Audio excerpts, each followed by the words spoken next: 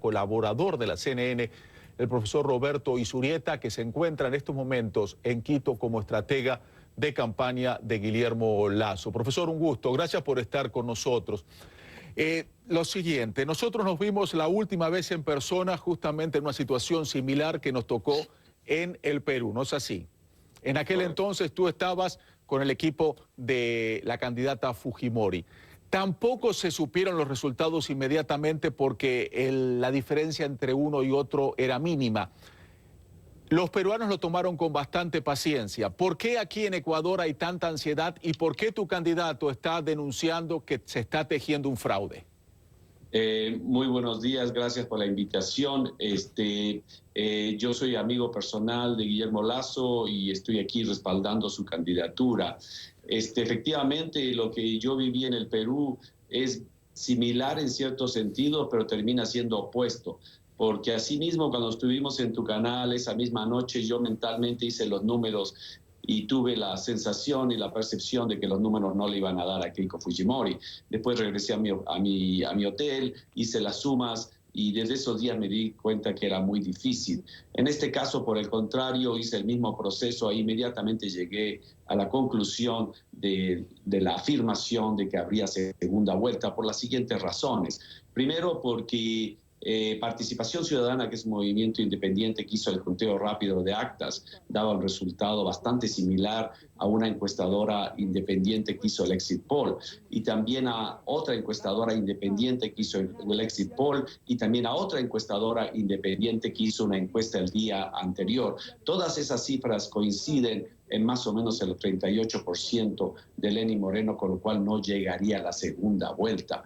Entonces, el que los resultados terminan siendo un poco distintos a esos, al que se suspende o que se anuncia o comienzan a salir con muchísimo más lentitud, produce esta desconfianza. Pero el problema es de fondo. A diferencia con el Perú o lo que sucedió en su momento en México, en el Ecuador se vive un gobierno que durante 10 años ha concentrado todos los poderes del Estado, mayorías absolutas en el Congreso. Al tener mayorías absolutas en el Congreso, ha tomado todas las instancias del poder, incluyendo la Corte Electoral. Ha tenido una ley de comunicaciones que ha restringido mucho la libertad de expresión, el periodismo investigativo. Entonces, lo que todo esto produce es una enorme desconfianza. Si a esto le sumas los casos de corrupción que se han dado, que son famosos en América Latina, sobre Odebrecht, y en el caso particular de Ecuador, adicionalmente en el área petrolera, y que en el Ecuador, como la Fiscalía también es muy partidaria del gobierno, el fiscal es pariente del presidente, no se han dado ningún nombre de persona, no se ha iniciado investigación, por ejemplo, en el caso de Odebrecht.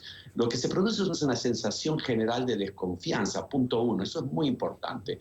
Y punto dos, en un ambiente de polarización política que es propio de los partidos y de los gobiernos, digamos, del socialismo del siglo XXI, esto de polarizar la sociedad. Entonces, lo que vimos en esta elección de la primera vuelta es que más del 65% de la gente votó por los candidatos, por el candidato Lasso, en definitiva por la oposición, que se ratificó en estos días, en la cual la mayoría de los candidatos que no están en la segunda vuelta expresaron su apoyo a Lasso y ninguno a Lenin. Profesor, vamos a suponer, sí, indudablemente, porque en estos momentos los datos que recibimos esta mañana, no sé si tú tienes datos distintos, sí, es que con el 93,3%, Moreno tiene 39,16%, y Lasso tiene 28,40%. La diferencia entre uno y el otro, digamos que van a segunda vuelta, que no alcanza el 40% el Lenín Moreno.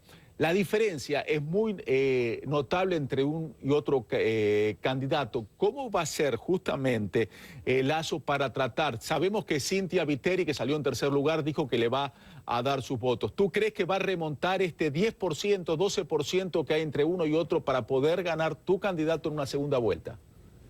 La polarización que ha sido central en la estrategia del gobierno y central en los gobiernos del socialismo 21, en este caso les está jugando en contra. Esto es, el país está polarizado. Las personas que respaldan al gobierno, que se han expresado por la opción de Lenín Moreno, y las personas que están en contra del gobierno, que se han expresado por la serie de candidatos de la oposición. Entonces ha habido una dispersión en esta primera vuelta. La oposición consideró esta primera vuelta como una interna de la oposición. Entonces, por eso, el más del 60% de los votantes se expresan por la oposición. Y por lo tanto, nosotros estamos convencidos que la mayoría de los electores van a optar por el cambio, que en este caso está representado por Guillermo Lasso.